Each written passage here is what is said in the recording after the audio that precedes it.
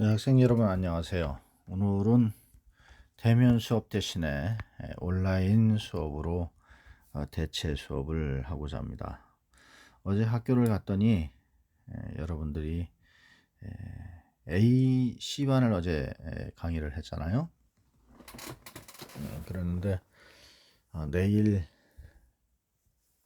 BD반 강의를 할 예정인데 BD반이 교수님 수업만 받는 그런 상황이기 때문에 여러분들 집에서 온라인 수업을 하면서 좀 편히 쉬면서 수업에 임하라고 이렇게 온라인 수업을 하기로 했습니다. 이정수 교수님이 온라인 수업을 한다고 하셔서 그래서 여러분들도 학교에 나오지 않고 수업을 받을 수 있도록 이렇게 배려를 한 거니까 온라인 수업이라고 해서 대면하지 않는다고 해서 딴청 피우거나 딴짓하면 안 되고 정해진 시간에 수업을 꼭 받으셔서 불이익을 받는 일이 없도록 이렇게 각별히 노력해 주시기 바랍니다. 교수님이 오늘 학교를 가서 여러분들한테 대면 수업을 하면서 보여줄 게 좀 있었는데 그거는 나중에 보여드리겠습니다. 그 보여줘야 될 것들이 이제 뭐냐면 여러분들이 미생물을 지금 배우고 있는데 지난 시간에도 얘기했던 뭐 한천이라든가 아가 또 뭐 슬라이드 또 배지 페트리디시 뭐 세균이 어떻게 자라는지 또 항생제 검사는 어떻게 하는지 이런 그 실물들을 좀 보면서 세균이 어떻게 자라는지 이런 것들을 좀 어, 해놓은 걸 보고 강의를 좀 하려고 준비를 했었어요. 이런 것들은 이제 그 다음 대면 강의 때 보여드리기로 이렇게 하고 오늘은 이제 온라인 수업으로 이렇게 만나서 강의를 또 하고 여러분들은 학습을 하고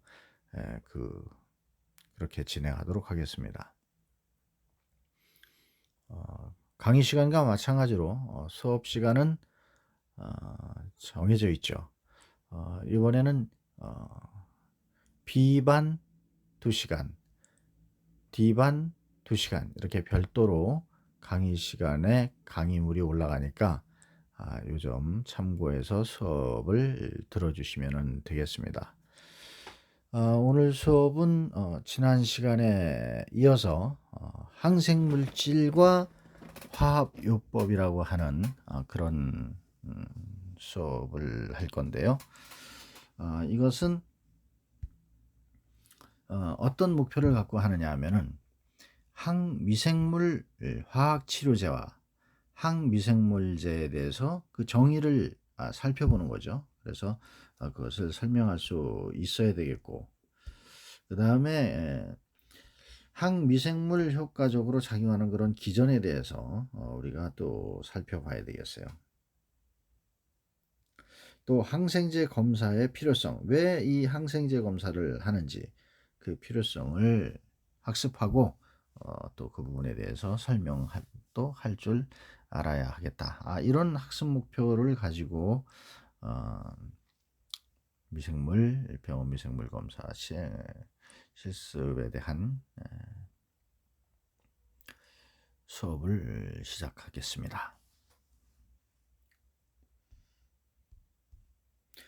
먼저 화학요법과 항생제라고 하는 건데요. 그러면 화학요법이 뭐냐? 이 화학요법이라는 용어가 도대체 뭐냐? 이거를 이제 한번 살펴보죠. 화학요법이라는 것은 숙주에다가 해를 주지 않고 병원체에 직접 작용하여 장애를 주어서 사멸시키는 약제라든가 또는 그 약제를 이용해서 치료하는 과정을 바로 화학요법이라고 합니다. 그럼 이 숙주라는 건 뭐냐? 이 숙주라는 거는 바로 병원체가 이 숙주를 통해서 자라나고 의지하는 그런 부분이죠. 그래서 사람을 얘기합니다. 사람. 우리 인간이 바로 병원체의 숙주가 되는 거예요. 근데 이 숙주인 우리한테 병원체가 들어오게 되면 병을 앓게 되잖아요. 그래서 그냥 놔두면 안 되니까 여기다가 화학제를 써서 이 병원체가 직접 작용해서 장애를 주어 가지고 사멸 죽이거나 또는 그 약제를 이용해서 치료를 한다. 그래서 결국은 이제 질병을 이겨내는 그렇게 해서 질병을 물리치는 이런 것들이 바로 화학요법이다. 우리가 감기가 걸리면은 감기약을 먹잖아요. 이 감기약이 바로 화학제로 만들어진, 그래서 감기 바이러스를 죽이거나 억제하거나 우리 몸이 이겨낼 수 있도록 도와주는, 그래서 치료를 해나가는 그런 과정을 거치게 되는 거죠. 바로 그래서 이것이 이제 그 화학요법의 정의다, 이렇게 이해를 하면 되겠습니다. 그리고 이제 항생제라는 것이 또 있는데 이거는 안티바이오틱스다, 이렇게 얘기를 합니다.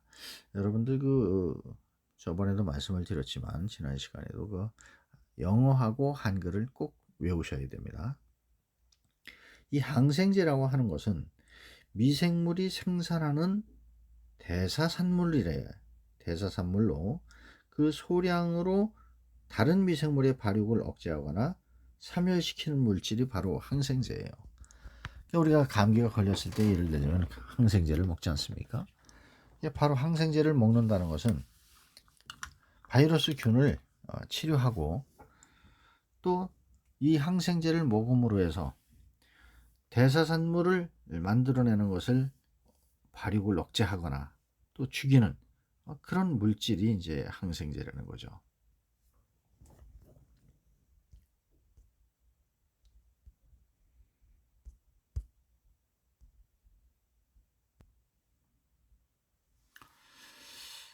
항생제에는 화학요법, 아까 말씀드렸던 이 화학요법에 사용되는 항생제에는 어떤 기준이 필요해요. 이 항생제를 선택할 때 선택할 때에는 이런 기준들이 반드시 필요하다.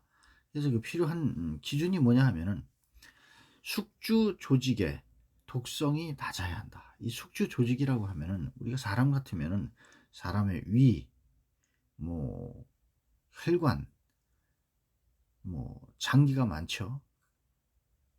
간, 폐, 또 방광, 또 여성에는 자궁, 또 뭐 유방, 남자의 성식기인 뭐 고환, 또 방광, 신장, 이런 장기들이 있는데 이 장기들 같은 경우에 세균들이, 미생물들이 침범해서 있을 때 우리가 항생제를 투여를 하게 되면은 그 조직 속까지 미생물을 죽이기 위해서 이 항생제를 먹었을 때 항생물질이 침투를 해서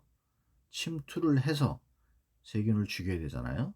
그러니까 이런 것들이 조직의 독성이 강하면 안 되겠죠. 독성이 낮아야 된다. 균은 죽이되 사람한테는 피해가 없어야 된다, 즉 이 말이에요.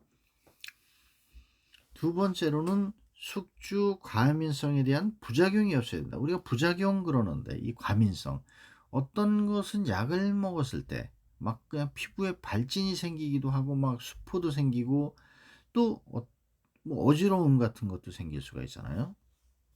막 어지럽고 이런 부분들이 부작용에 해당되는데 이런 부작용이 없어야 된다.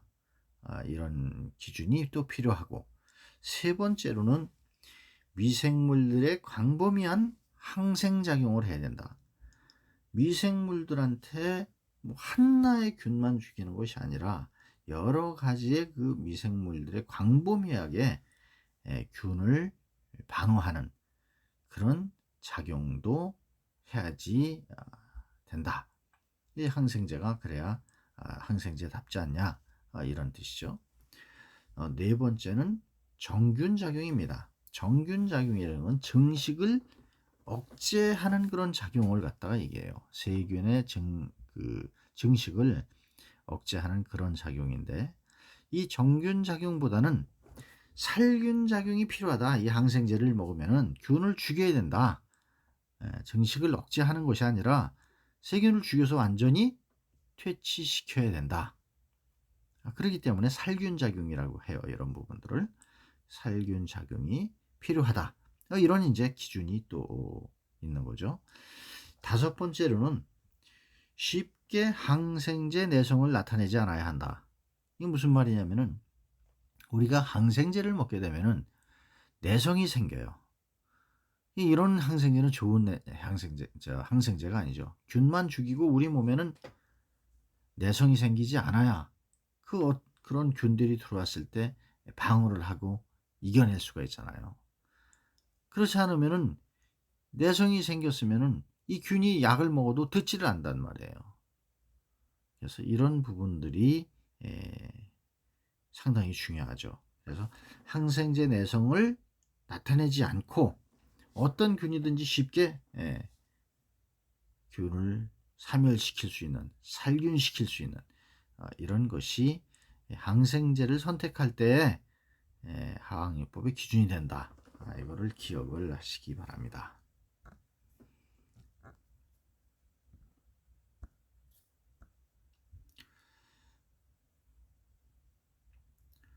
자, 그러면 이번 시간에는 이제 항생제의 역사에 대해서 한번 살펴보도록 할게요. 항생제가 뭐냐? 안티바이오틱스인데 이게 언제부터 이게 그러면 알려지게 됐느냐? 이걸 한번 우리가 살펴볼 필요가 있죠. 1929년 알렉산더 플레밍이라는 영국 과학자가 있었는데 이 사람이 바로 페니실리움 노타툼이 스타필로코커스 어리우스의 그 억제력을 가지고 있다는 것을 확인한 거예요. 페니실린이라는 그 약재에 노타툼이라는 것이 있는데 이것이 황색 포도상 알균의 억제력이 있더라. 이게 이제 1929년도에 발견했어요. 지금으로부터 뭐 한 94년, 93, 4년 전 얘기라고 볼 수 있는 거죠. 항생제가 사실 우리가 사용하게 된 게 그렇게 오래된 역사를 갖고 있지는 않아요. 90여 년 정도 되니까. 그리고 1940년도에 HW 프로레이 앤 E.B. 체인이라는 그 영국도 학자가 페니실린을 분리해서 추출해내는 그런 역할을 또 했습니다. 그래서 이제 그 이듬해 해 1941년도에는 이게 진짜 유효하더라. 그래서 임상적으로 한번 그 증명을 해낸 결과가 또 나온 거예요. 그람 양성균에 강한 항균성 물질을 생산해낸 거죠. 그람 양성균이라고 그러면 뭐예요? 그람 포지티브 코크스 바실루스, 간균이나 알균, 이런 양성균의 항균성 물질이 바로 있는데 이것이 페니실린이다. 이렇게 명명을 했습니다. 다음은 1944년도에 웍스맨 셀만이라는 미국 학자가 스트랩토마이세스에서 결핵 치료에 이용되는 스트랩토마이신을 또 추출해냈어요. 그리고 크로람페니콜을 1947년도에 발견해냈고 그 다음에 테트라사이클린이라는 것을 1948년도에 또 발견해냈고 가나마이신, 니스타틴, 에리스로마이신, 엠포테리신 이러한 항생제 물질들을 1944년도 이후에 이제 연구가 활발하게 진행이 돼서 매년 하나씩 이렇게 만들어지게 되었죠. 그러다가 이제 1965년도에 세팔로스포리움이라는 진균에서 뭘 추출해내냐면 바로 셀파제 항생제를 개발해낸 거예요. 그래서 셀파제다 이렇게 얘기하는데 이 셀파제라는 말은 합성한 세팔로스포린제로 세팔루틴이나 세팔루리딘이나 세파졸린 이런 것들이 세팔로스포린이다. 셀파제의 항생제다. 이렇게 개발을 했다는 것이죠. 지금 여러분들은 이제 그 그림을 보시는데 바로 페니실린 모습을 보고 있는 거예요. 여기다 페니실린이라는 약제를 균에다가 접종을 해놨더니 균이 이만큼이나 여기는 균이 없어요. 페니실린에 꼼짝 못하고 다 여기는 자라질 못하고 죽어 있는 거예요. 예. 그리고 여기만 듬성듬성해서 이렇게 이제 균이 자라고 있는 거죠. 그러니까 이 페니실린이 요 페니실린 약자가 균을 내 주위에 있는 거는 자라질 못하게 하는 거예요. 화학 구조는 이걸 참고로 하시면 되고요. 그래서 이 페니실린으로 바로 이 페니실린으로 이 자라지 못하게 한다는 거는 균이 여기는 들어오지 못한다는 거잖아요. 그러니까 페니실린을 먹으면 균들이 제대로 자라지 못한다. 이렇게 이제 역설적으로 이해를 하시면 되는 거죠. 다음 그림은 바로 알렉산더 플레밍과 페니실린이에요. 알렉산더가 이제 그 실험을 하면서 페니실린의 그 감수성 검사를 해봤더니 이렇게 균들이 꼼짝 못하고 자라질 못하더라. 이런 것을 이제 초창기에 연구한 것을 그림으로 보시는 거고요. 그렇다면 이 항생제 물질이 세균의 세포벽을 어떻게 작용을 해서 꼼짝 못하게 하느냐, 또 세포질막을 어떻게 투과를 억제하느냐, 또 단백질 합성을 어떻게 억제하느냐, 핵산 합성은 어떻게 억제하느냐, 항대사 작용 또는 효소 기능에 대한 억제는 또 어떻게 하느냐, 바로 이런 것들을 이제 하나씩 우리가 살펴볼 필요가 있겠죠. 그래서 항생물질의 작용 기전, 바로 메커니즘에 대한 안티바이오틱스, 항생제의 작용 기전이다. 이것을 하나씩 우리가 살펴보도록 하겠습니다.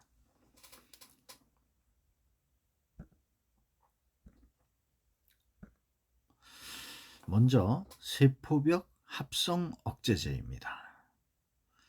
트랜스펩티다제, 또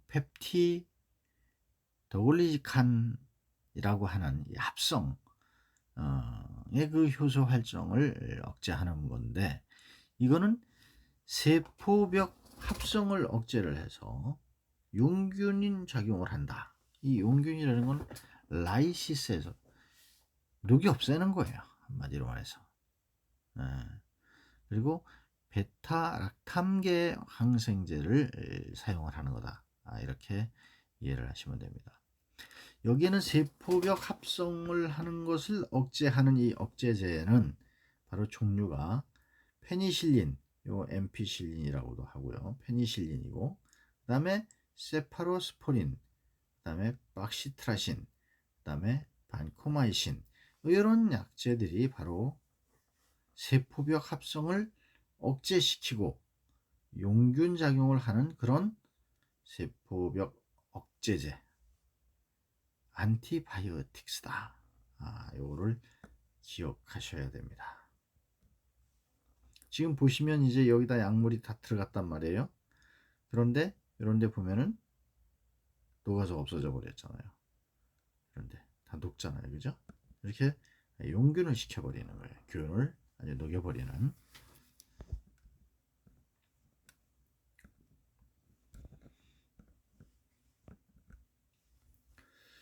그다음 두 번째로는 세포질막 투과 억제제다.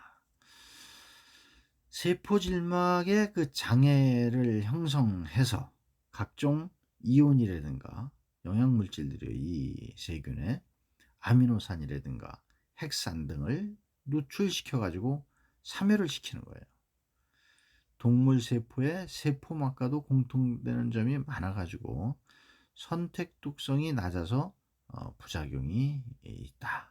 요런 문제가 또 있기는 해요. 요런 그 항생 물질은 폴리펩티드라고 하는 요 계통의 항생 물질이 쓰이는데 이름은 폴리믹신, B 또는 코리스틴, 요런 것들이 바로 세포질막을 투과 억제하는 그런 억제제로 일컫고 있다. 이거를 기억을 하시기 바랍니다. 다음은 단백질 합성 억제제예요. 단백질 합성을 못하게 억제하는. 그래서 요거는 어디서 리보솜 단백질 합성 억제제다 이렇게 해요. 세균의 그 리보솜에 작용해서 단백질의 합성을 저해시키는 이런 이제 억제제인 거죠. 동물 리보솜에는 작용이 근데 약하고 선택 독성이 비교적 우수하다. 뭐 이렇게 이제 알려져 있는데요. 항생 물질의 이름을 보면은 크로람페니콜, 또 아미놀로지 코시데스, 또 크린다마이신, 또 테트라사이클린, 또 에리스로마이신, 이런 이름으로 불려지고 있는 억제제는 단백질 합성 억제제다. 이렇게 기억을 하셔야 됩니다.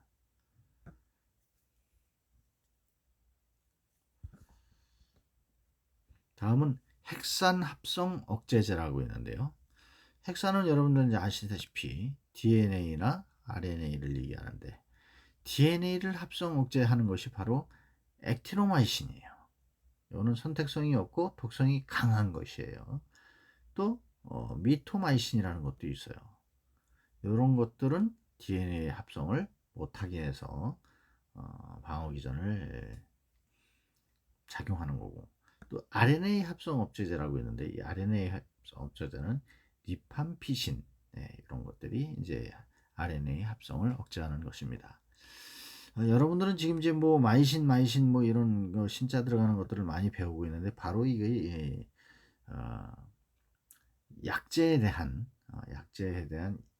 약학을 공부하는 거나 마찬가지예요. 그러니까 이런 것들을 꼭 기억을 하셔야 됩니다. 다음은 항대사작용을 통해서 억제를 하는 거예요. 대사과정 효소들은 그 기질과 유사한 구조를 가진 물질에 의해서 효소의 작용이 저지가 된다.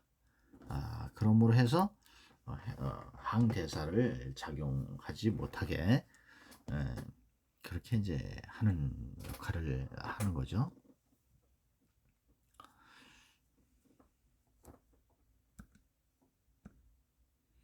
요 구체적으로 이제 항생 물질의 작용 기전, 메커니즘 오브 안티바이오틱스를 구체적으로 좀 그림을 통해서 보면은 이렇습니다. 작용 기전이라고 하는 것은 지금까지 얘기했던 세포벽 합성 억제하는 부분, 리보솜 단백질을 합성을 억제하는 부분, 세포 질막 투과성을 억제하는 부분, 핵산의 합성을 억제하는 제제, 또 항대사 작용을 억제하는 제제, 이렇게 크게 5가지로 이렇게 나누어서 설명을 할 수가 있어요. 자, 이 작용 기전의 약제는 어떤 약제냐? 약제 이름을 아까 쭉 나열을 했었죠? 그걸 다시 한번 상기해 보겠습니다. 세포벽 합성 억제를 하는 것은 바로 페니실린, 그 다음에 반코마이신, 또 사이클로세린, 또 세팔로스포린, 또 박테리신, 또 에즈테로남, 또 아이소나이자이드, 뭐 이렇게 이런 약제 이름들을 가진 것들은 세포벽 합성을 억제시키는 억제제다. 이렇게 이해를 하면 되고요. 리보솜 단백질 합성 억제제는 뭐냐? 아미노 글리코사이드, 또 크로람페니콜, 또 실린다마이신, 또 에리스로마이신, 네오마이신, 테트라사이클린, 이런 이름을 가진 억제제들은 리보솜 단백질 합성을 억제하는 억제제다. 이렇게 얘기를 하시면 됩니다. 또 세포질막 투과성 억제를 하는 것은 폴리믹신, 그 다음에 핵산 합성을 억제하는 것은 퀴니룰로네스, 또 리팜핀, 이런 약제들, 그 다음에 항대사작용에 작용을 하는 그런 항생제 약제는 아미노살리시릭 애시드, 또 설포나미데스, 또 설포니스, 메토프림, 뭐 이런 약제들의 이름을 가진 것은 바로 항대사 작용을 억제하는 그런 억제제다. 이렇게 이해를 하면 되겠습니다. 이 항균, 또 우리가 또 자세히 알아야 될 것은 바로 이 항균 작용과 관련된 용어를 어떻게 정의하느냐. 이 용어의 정의가 또 중요하다고 할 수가 있겠죠.